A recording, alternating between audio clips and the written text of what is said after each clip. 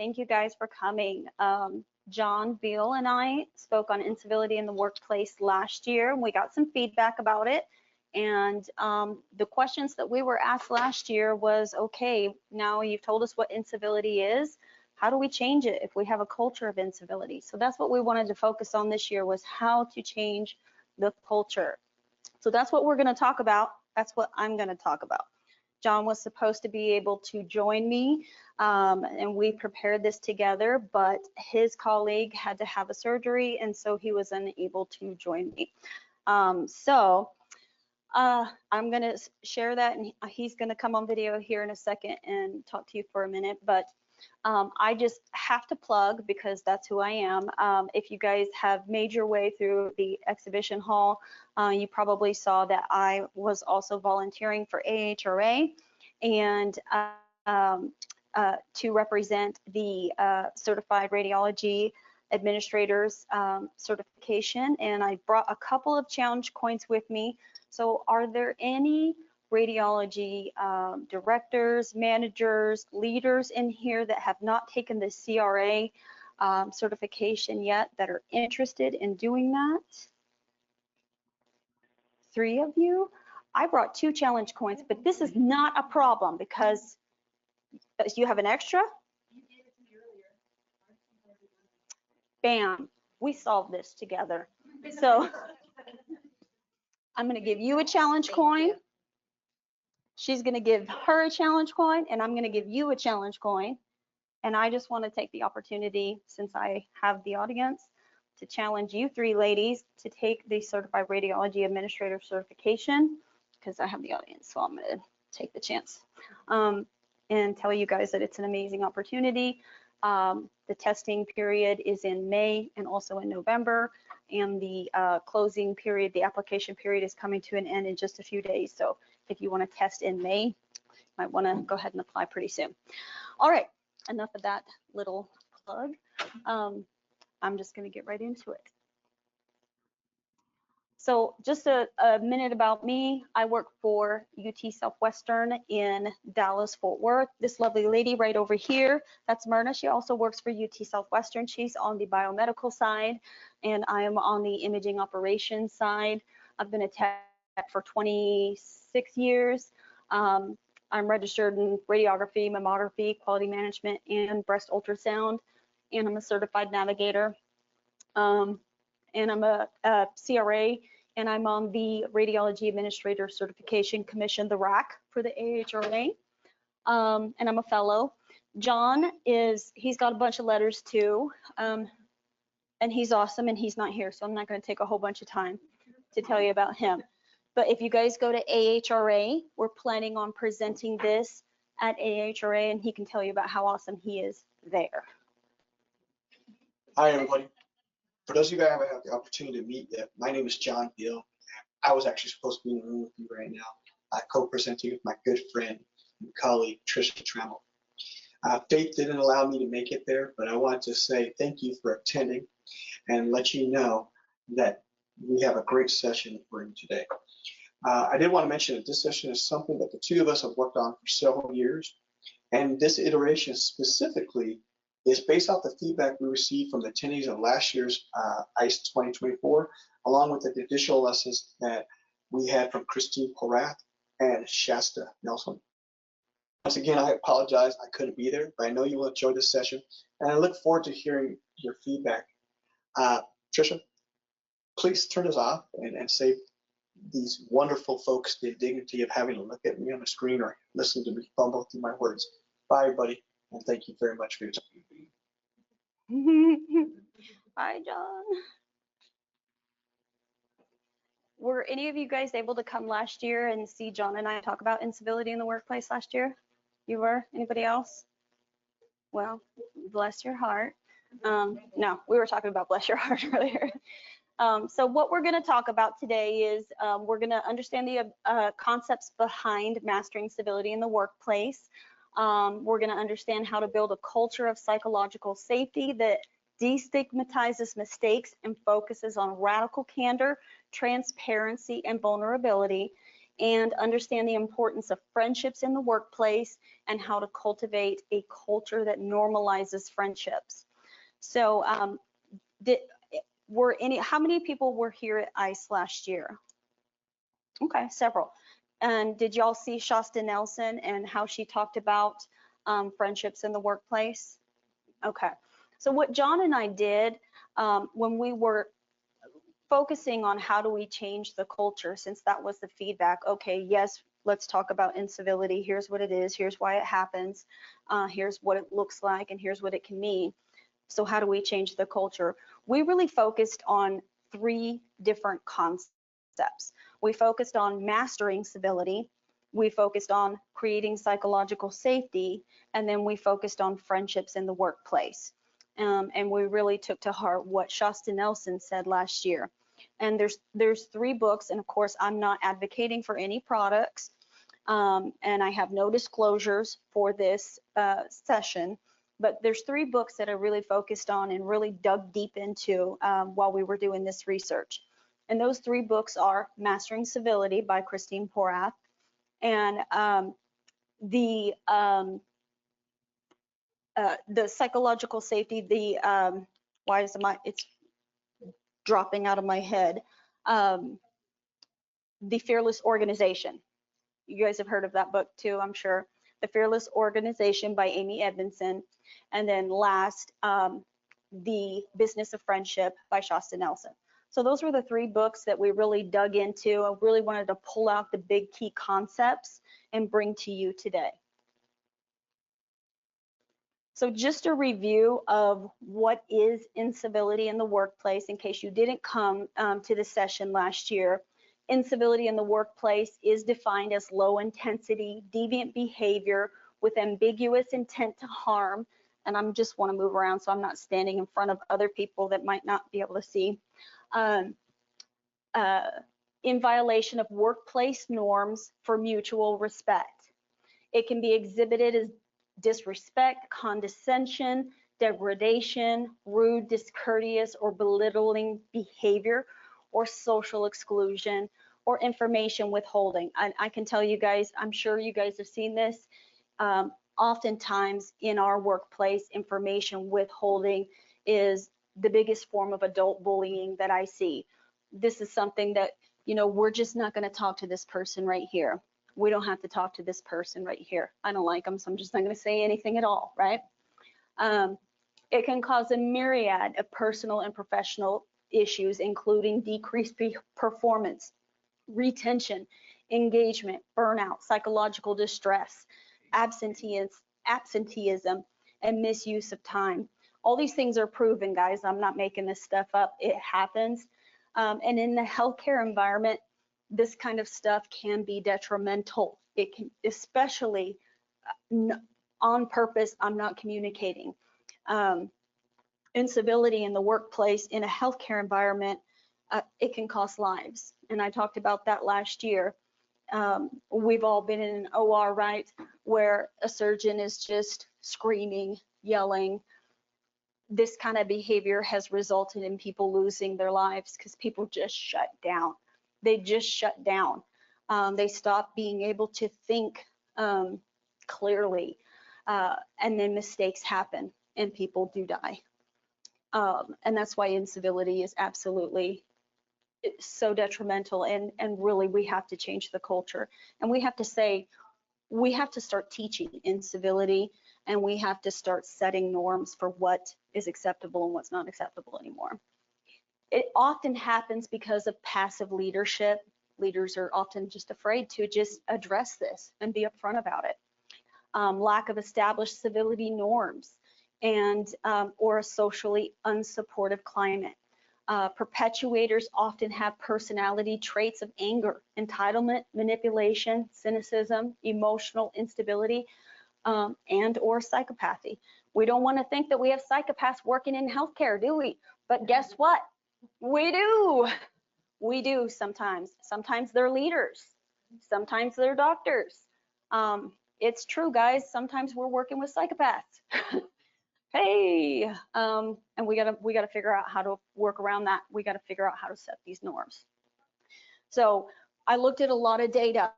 We looked at tons of surveys, and guess what? 12%, 80% of people surveyed said they lost productive time just ruminating over offensive behavior. So I can guarantee you that anybody in here, if you've been treated in a nasty way, or maybe someone talked down to you, you shut down, you lost time just thinking about this ugly thing that someone said to you, right? If you were at work, someone said something to you that wasn't right, you lost time. I can guarantee you, because it's happened to me. It's happened to me plenty of times where someone said something to me and like I was toast for the day. I couldn't function very well for the rest of the day. I'm done. And man, if it happens early in the day, the whole day is done. Like I'm not very functional for the rest of the day. 78% of those surveys said that their level of commitment to their organization decreased because of a toxic coworker or boss. How many of you guys have been treated ugly and then that same day you're like, I gotta start looking for another job. I'm on Indeed. And maybe it was ethereal. Maybe it was just a situational thing and the moment passes. But in that moment, when you're being treated in a way that's unacceptable, your immediate thought is, I'm gonna start looking. And maybe your situation at your job is you have a great job. I can tell you, me and this lady, we got great benefits, don't we? Yeah, we do. But sometimes those benefits aren't enough. Not if you're being treated ugly. It's not worth it. And that's what you start thinking. You start thinking it's not worth it. Well, what else is out there if you're not being treated well? And 12% of those surveyed would leave their jobs because of a toxic coworker or boss. 63% of those surveys said they spent time avoiding the person who was rude, and 66% said it hurt their performance. We don't want to work around people that are mean or ugly. We're going to avoid them, and we're going to shut down when we have to engage with them if they say something ugly. That's just the facts. So what does workplace incivility look like? It's exclusion from important work activities, taking credit for others' work, refusing to work collaboratively. I'm not working with that person. I refuse to work with that person. Okay. Interrupting. This happens a lot. You know, we're at a meeting, all these people, here's a group. Well, hey, disrupting meetings, discounting input from others. This happens a lot, right? Berating workers on email, failing to share credit for collaborative work, withholding important information. I have to say, withholding information is such a big thing. Sometimes people withhold information because of their own insecurity. I know how to do something. I'm the only one who knows how to do something. I'm going to make sure I stay the only person who knows how to do this one thing here. Because that makes me valuable. Yelling, screaming, verbal attacks, emotional tirades, angry outbursts, overt temper tantrums, gossiping, name calling, condescending speech, rudeness, spreading rumors, irritability or inability to empathize, damaging coworkers' reputations. And sometimes it's not even just our words, right? Sometimes it's people's body language. Sometimes something can be said and what's said is fine, but it's just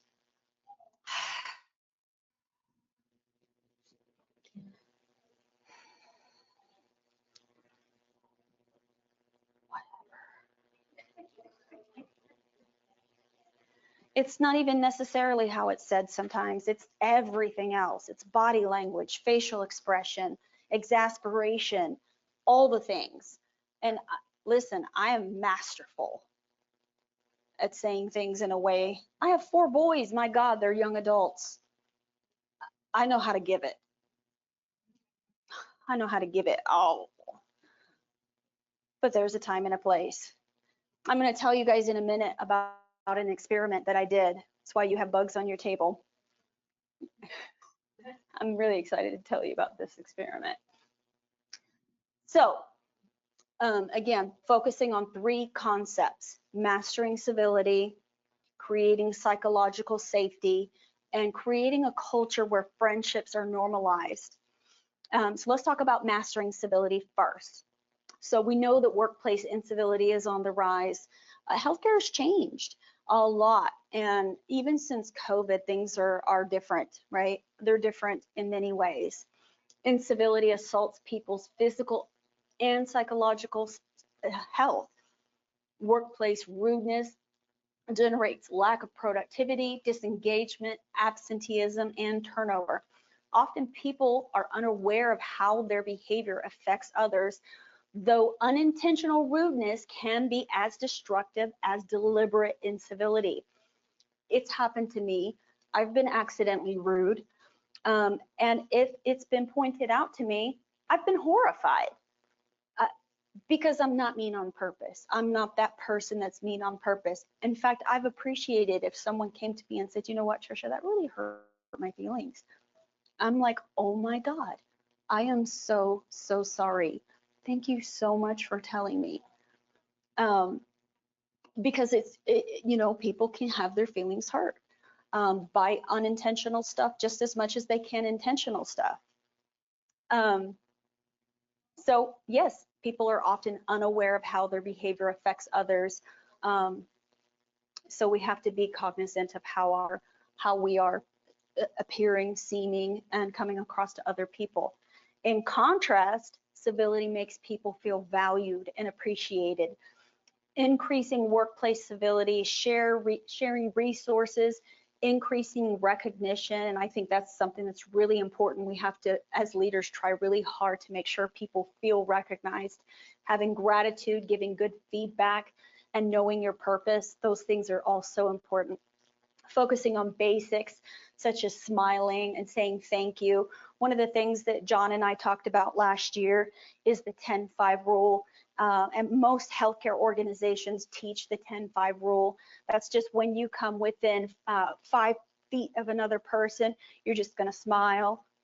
And when you come within 10 feet of a person, you're going to smile. And 5 feet, you're going to say, hello, how are you? Fantastic. Right. So that's just a 10-5. 10 feet, eye contact, smile. 5 feet, you're going to greet them.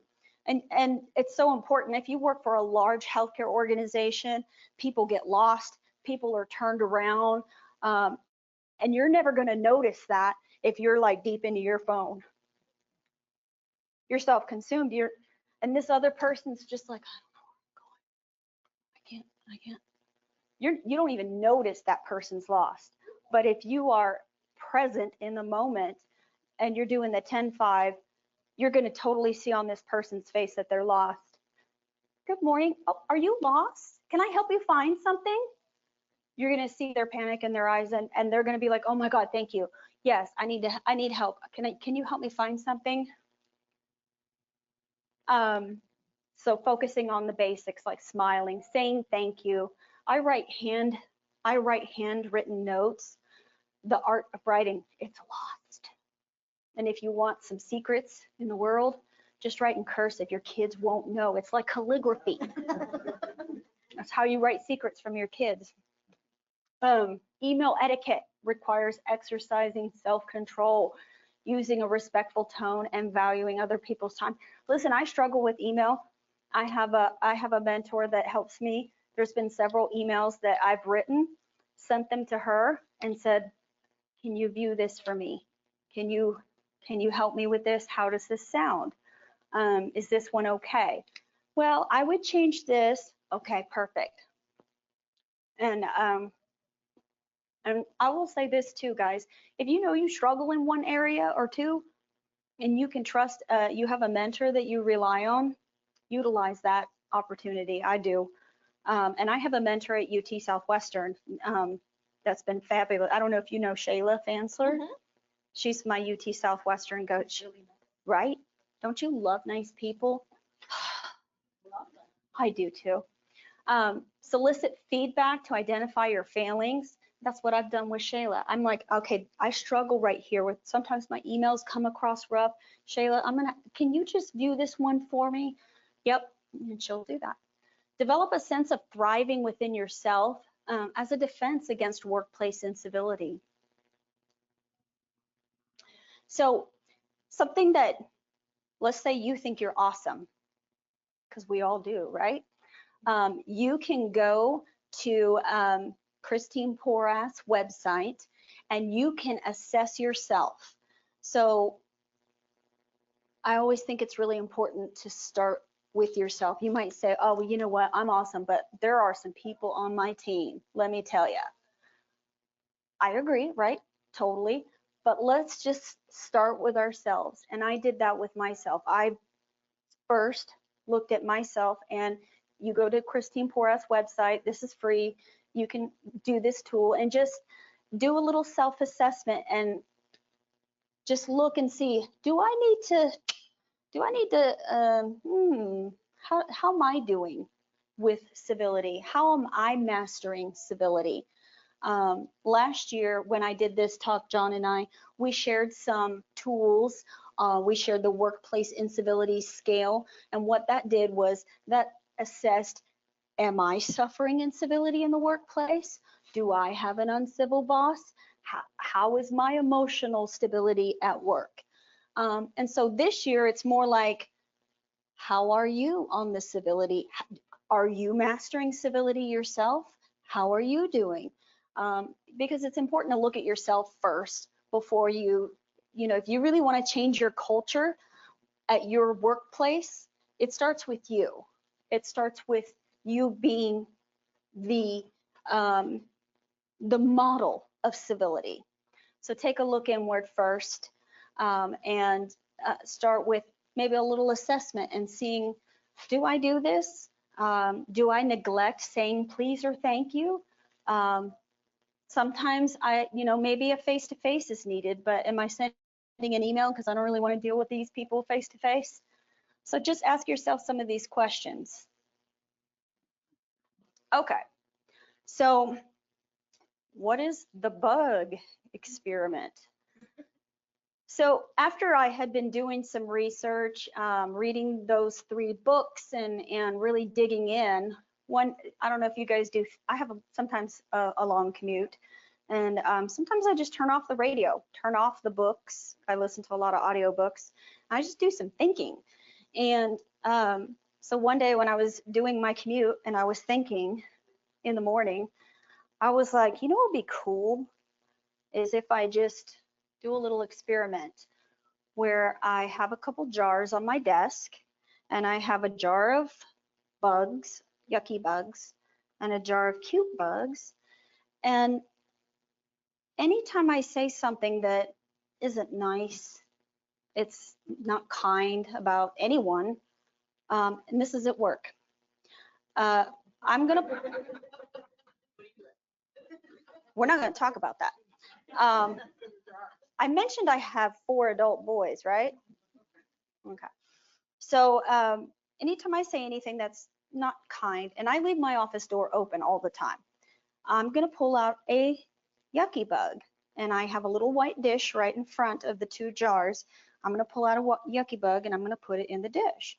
But if I say something uplifting, something kind, something that lifts somebody else up, I'm gonna pull out a cute little ladybug and I'm gonna put it in there, because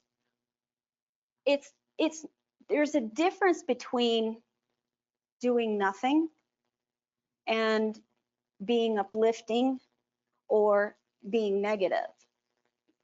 And we're called to be more, right? You can say, well, and I'll tell you, this helped me a lot because I had a tech that was not getting along with another tech, and she kept saying, but I'm not doing anything. I'm not saying anything to her. I'm not even speaking to her. No, you're not.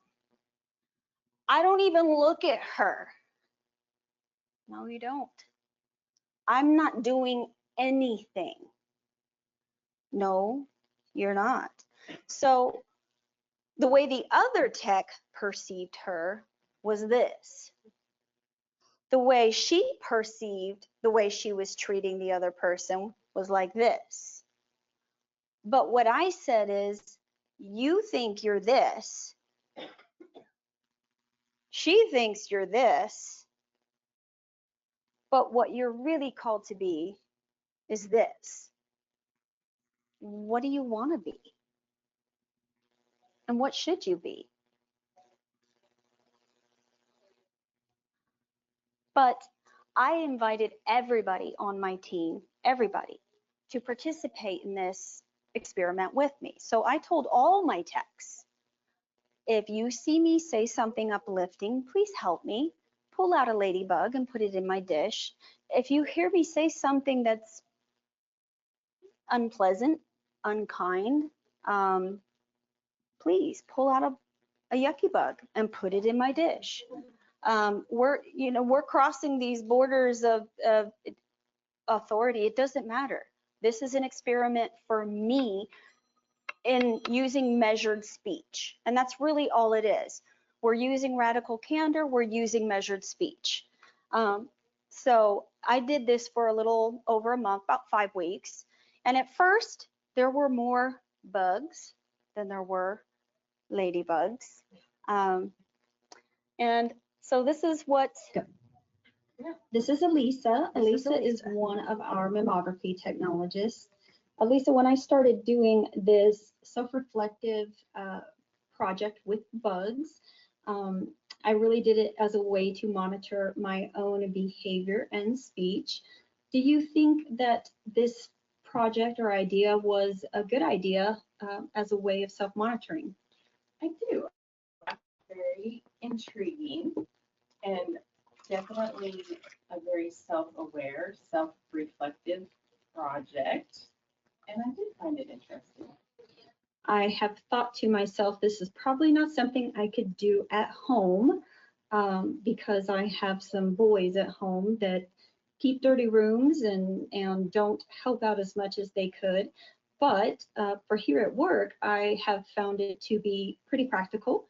But I've also found that I don't recognize myself personally when I give praise because I think it's part of my nature. So I don't recognize myself as much as I should. What are your thoughts on that? I would agree with that. And I definitely have seen some moments where you definitely had some positive ladybugs that should have gone in your little tray there. So yes, you are very good at giving praise to your employees and your staff and keeping a positive attitude. Well, thank you. I paid her to say that. She started doing this. Dulce is my amazing medical assistant.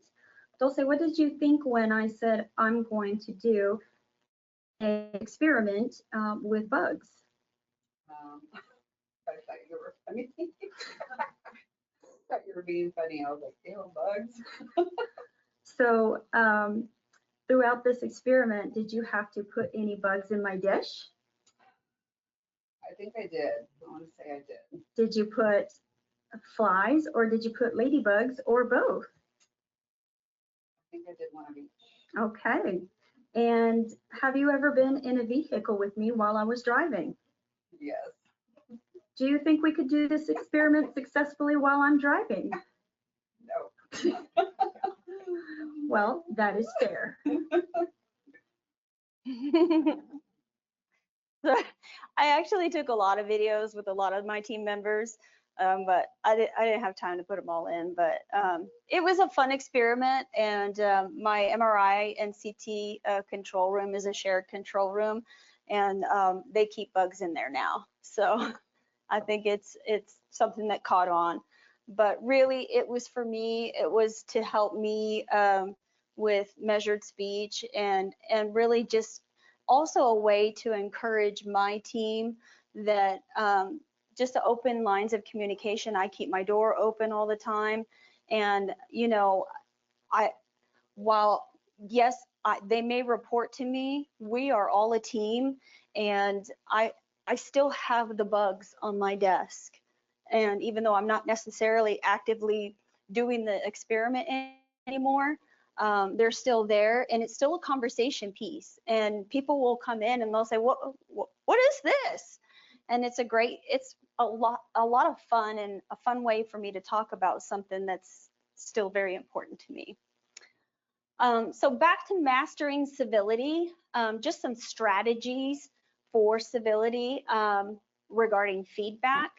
Ask for focused feedback on your best and worst behavior, or your behaviors. Ask 10 to 15 trusted friends and coworkers to provide examples of how you behaved in positive and negative ways, to identify areas of improvement. I've done this. Sometimes it can be a little bit painful. I did this with Shayla, and I was like, oh, that kind of hurt. But come on, guys, we're humans. I promise you, we all have opportunities for improvement. Work with a coach. I've done this too. I worked with a coach that comes to AHRA and presents frequently at AHRA. Sometimes those professional coaches can be expensive, but you know what? If they can help you be better, then that's great too. Conduct a tune-up, use colleagues and friends as coaches, get 360 feedback, ask superiors, colleagues, direct reports, basically everybody around you. Teach yourself how to read emotions. I struggle with this one. I have a son that's 24, he's an MRI tech, and he's got better emotional intelligence than I do. I wish that wasn't true, but it is. And sometimes he'll be like, no, mom, no, you know what? You should have responded like this. And I'm like, oh, dang it. It stinks when you have somebody that, you know, is your child that, you know, is a little better than you at something. So, but lucky for me, he works at UT as well. Not for me, but, you know, but he's a killer. So make time for reflection. And, you know, I'm not the best journaler, but, you know, sometimes that's good. And take care of yourself. And guys, I really do mean sometimes you gotta get a membership to Massage Envy and get one every month. Do whatever you have to do to make sure that you're taking care of your body and taking care of your mind. And giving. Giving is also very important. Share your resources, share recognition, share gratitude, share feedback, and share focus. It's really important to share all of those things. And you guys are going to have access to all of these slides, and there's going to be links and things in these slides, so you'll be able to do all those things. Back to a couple of statistics. Little bit easier for me to see if I get closer. What happens when someone's rude? 80% of people said they lost time worrying about that rudeness. 38% said they reduced the quality of their work on purpose. 48% said they reduced their actual time at work. 25% said they take it out on service users like the customers. 20% of witnesses saw a decrease in performance. 50% said a decrease in their willingness to help others. Service users, 75% saw less enthusiasm for the organization. And the whole bottom line is incivility affects everyone, even customers, patients, everybody. So email etiquette, we talked about that a little bit.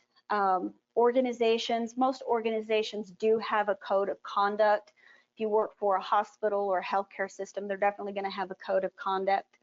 I was in my, because I volunteered for the AHRA booth last couple of days, there was a vendor right next to me, and I was telling him I'm speaking today on this subject, and he said, what do you do when a surgeon, because he had an orthopedic, like a little x-ray machine, he said, what do you do when a orthopedic surgeon's yelling at your face? And I said, well, you do this.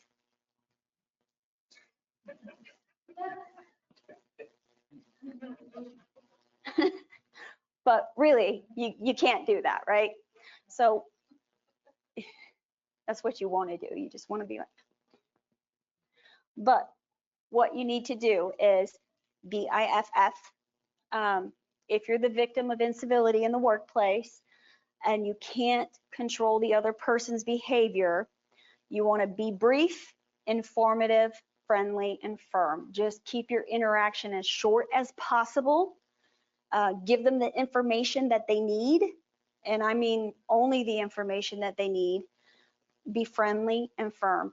And I have to interact with someone frequently that it's difficult for me.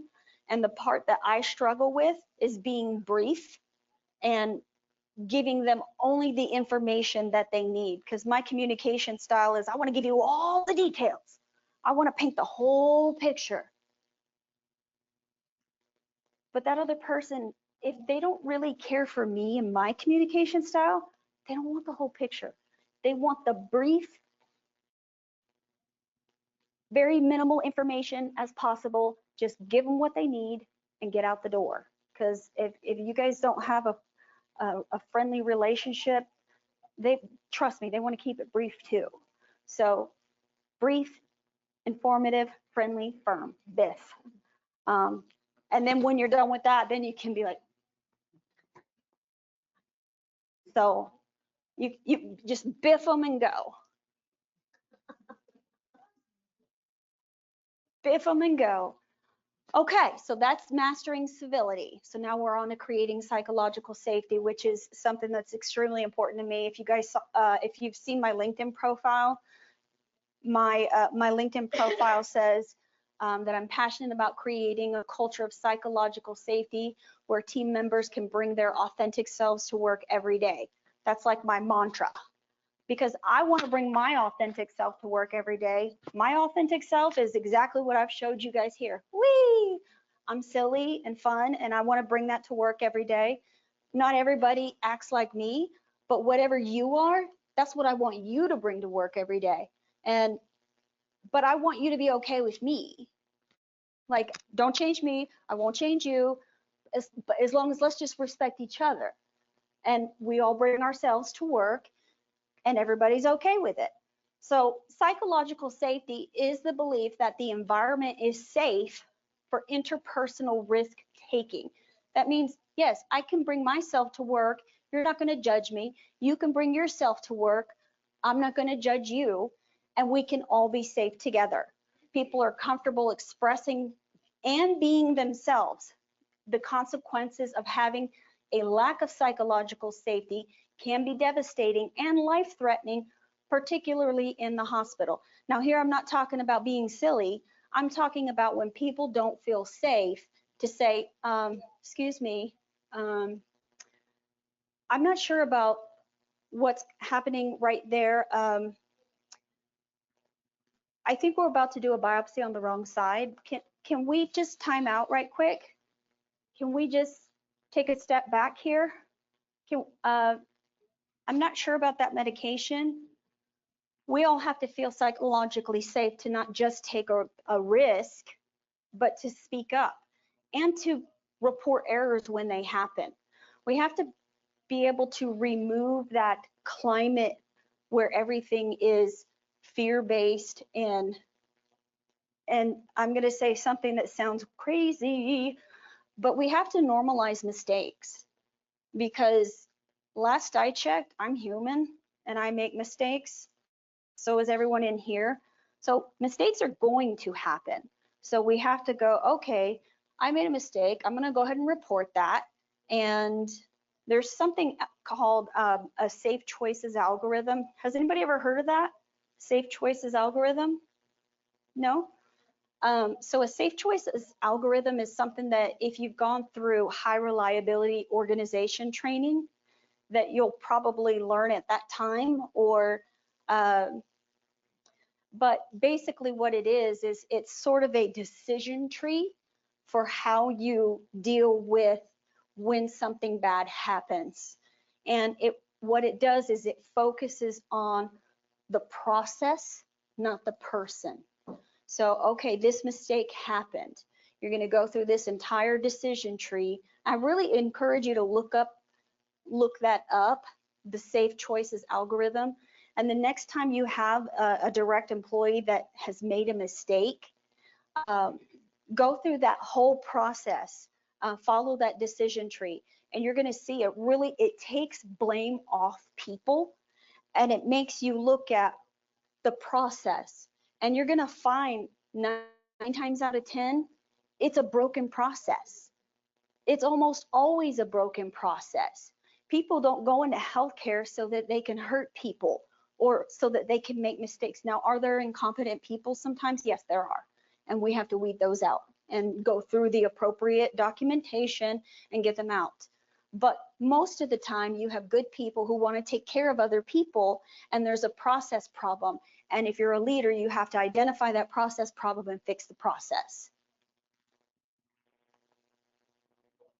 So how do we create psychological safety? I hope you like my little cartoon. It's, oh, you feel unsafe too? She's got the X on her mouth. I can't speak up. So organizations that encourage and reward ideas and constructive debate are creating environments of psychological safety. Let's reward everybody. It's like the Knights of the Round Table. Everybody's opinion counts, right? Psychologically safe employees grow fearless. They engage, speak out, take risks, and invest in achieving the organization's goals. Where people feel safe to speak, negative outcomes occur less often. They still occur though, because we're human. We're not robots. We're still gonna make mistakes. We're gonna create fearlessness by telling employees you expect mistakes and failure because we're human. They're gonna happen. Help employees use those setbacks as learning opportunities. Build candor and trust by encouraging helpful and objective and impersonal feedback. Appreciate and respond to all ideas and feedback, even input you don't use. You know what? I really appreciate that input. That's good. Let's keep thinking about more ideas. We don't have to be like, that's a dumb idea. I've actually heard someone say something like that. Have you ever heard anybody say something? That's a dumb idea. Now, did that person who said that, do you think they ever spoke up again? Or were they like, I'm not going to say anything, last time I said something, they said that was a dumb idea, right? Appreciate and respond to all ideas and feedback. Oh yeah, I said that already. Listen, share information, and invite everyone to contribute their reactions and ideas. I'm working on my Lean Six Sigma yellow belt. Have y'all ever heard of that stuff? I have a really big team and I'm like, yes, ideas, contribute. Great idea. I feel like a cheerleader. And some people are like, I feel like I'm pulling their teeth. I'm like, come on, what do you got? Got an idea? That sounds great. What else? And people are like, I'm just like, come on guys, what do you got? Oh, it's, you know, you're safe. You're safe. Tell me more. So it's interesting. So creating psychological safety. Here's a big thing. If you change the nature and quality of the conversations in your team, your outcomes will improve exponentially. Psychological safety is the core component to unlock this. I think that psychological safety is something that you have to, it's a culture, it's a phenomenon, it's something you have to continually cultivate. Culture and cultivate is, they're like almost the same word, because it's like a cake or one of those loaves, you have to keep rising and you just have to keep working on it. So leadership tactics, you have to frame the work, set the expectations, emphasize purpose. Emphasizing purpose is something I work on with my team a lot. I am constantly reminding them, guys, what you guys do is so important. You guys are doing amazing work. You guys are important. What you do is important. We can't do this without everybody on the team. It doesn't matter if it's the person checking our patients in or if it's the person emptying the trash. Everybody's contributions matter, whether you're patient facing or not. We can't run this show without everyone's contributions. So emphasizing purpose is extremely important. And sharing accomplishments. I do a lot of reward and recognition with my team. I think that's really, really vital as well. Making sure that team members feel comfortable admitting mistakes, learning from them, letting everyone openly share ideas. There can't be a fear of admitting mistakes. There just can't be, because they're just gonna, mistakes have to, it has to be an open communication. So measure and improve psychological safety, help people reframe mistakes and criticism into opportunities to learn. Regularly invite feedback, respond productively, and make your team feel safe to share their ideas. Train for fearlessness by providing coaching. Encourage questions, truly listen, reward failure. That sounds weird, but you know what? It's just like, it's all right, guys. We didn't win on this one. We're gonna get them next time. We were having a lot of extravasations for CTs, but a lot of our patients have cancer.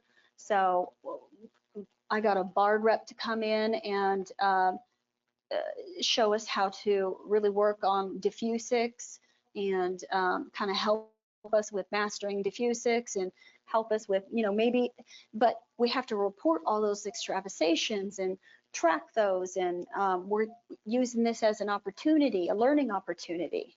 So we gotta be fearless and just it's not a punitive thing. But I really want to talk about friendships, because I bet you guys have all heard somebody say, I don't come to work to make friends. I come to work to work. That's what I come to work for. I'm not here to make friends, here to work. But employees who have a best friend at work are significantly more likely to engage with internal and external customers, get more done in less time, support a safe workplace with fewer accidents and reliability concerns. They're more likely to innovate and share ideas. And here's what's important, they're more likely to have fun while at work. Guys, we are at work more than we're at home. I don't know about you guys, but I want to have a good time at work. I want to have fun at work. I want to create a climate at work where my team members, yes, feel psychologically safe, but I want my team members to be friends with each other. And listen, I want them to be friends with me. I'm not worried. I'll leave it in their court. If they want to be friends with me, I'm totally cool with that. It's up to them. But the impact of having a best friend at work on the likelihood of them recommending their company as a great place to work is pretty huge. It's pretty huge. So that whole idea of, I don't come to work to make friends, we need to toss that needs to be tossed out the window. So as leaders, there's some things we can do. But according to Shasta Nelson in her book, there's a couple things that kind of promote friendship. And it's physical proximity, familiarity, shared interests, and self-disclosure. So really what she's saying is, basically, if you're around somebody all the time, you don't necessarily have to have a lot in common with this person. You can pretty much have not a lot in common at all, but you're around this person all the time. So basically you end up being friends. But there are some things a leader can do to kind of help things. You can promote intentionality, starting with leaders. Leaders should talk about the importance of having a work best friend or just friends at work. You can create interactive opportunities for friendships to blossom. You can communicate often. You can build a best friends culture. I've done that. I've done that by holding events, sponsoring events, and doing things, specific things like showers, parties, different things. Yeah, some things have come out of my pocket, but I have team members that care about each other and they're involved in each other's lives. Okay. Well, I went through it a little faster. I was kind of panicking, like, oh my God, I'm gonna have too much. So my references there are those 3 books we talked about, Mastering Civility by Christine Porath, The Business of Friendship by Shasta Nelson, and The Fearless Organization by Amy Edmondson. And John did help me with this presentation a little bit, mostly me, but that's okay. Eh. Slide number 5. No? I was just joking when you said you get to credit everybody in the group. You're right. You're right. You're right. Just joking. Eh. He did. He did. No, I was sad. So last year when John and I were speaking together, he would go off on a tangent and talk about like this that happened and that happened. And I'd be like, John, let's get back on track. John, come on. But he's a great guy, and we've known each other for a long, long time, and we've gone to conferences together, and we kind of both were suffering sort of an uncivil boss at the same time for a long time. And that's kind of what got us thinking like, we should talk about this. It's rough to have a boss that's uncivil. And it's a hardship to go through that. So that's kind of what got us into this topic. And I think that for a couple years, I was just reading book after book after book, trying to master strategies to help me figure out how do I deal with this. And some of it was retraining myself on how to do things. But I can say that through all of that, yes, I have learned how to communicate better with this person over here, but I've also learned to be a better leader for the team that I'm leading. So I'm grateful for that. I think I'm a better leader for the team that I'm leading because I've really went on a conquest of how do I learn how to deal with someone who I perceived as uncivil to me. It's helped me be a better leader to the team that I'm leading. Because really, that how I interact with this person over here it shouldn't impact how I'm dealing with these people over here, but as I demonstrated and how the research shows, it does, because you shut down and you're going to deal with patients differently, and you're going to deal with the people you interact with differently, because someone says something to you, it hurts your feelings or it makes you feel unworthy, and all of a sudden you're spiraling down and you're just like, I'm done for the day. I've left work early before when I've just felt completely shut down. I'm sure it's happened to everyone. I'm not unique. You guys have questions for me? Sure, I have a question. Yes. How do you deal with coworkers, like a new coworker that just comes to the team, and for him, he's a hammer and everything is in there. He's what? He's a hammer, and to him, everything is in there. He's a hammer to the boss, he's a hammer to individuals, and so you have a cohesive unit that's running. When he shows up, all hell breaks loose. That's really tough. And I've been really intentional with my team. And I would say for me right now, that's a fear I have, because I've worked really hard to build the team I have, and I feel like I have the cohesive team right now. So I feel like I'm the master. I built this team, but I know it could go at any time. All I need is a hammer, right? That's all I need is one hammer coming in, trying to nail everyone with their hand. That came out wrong.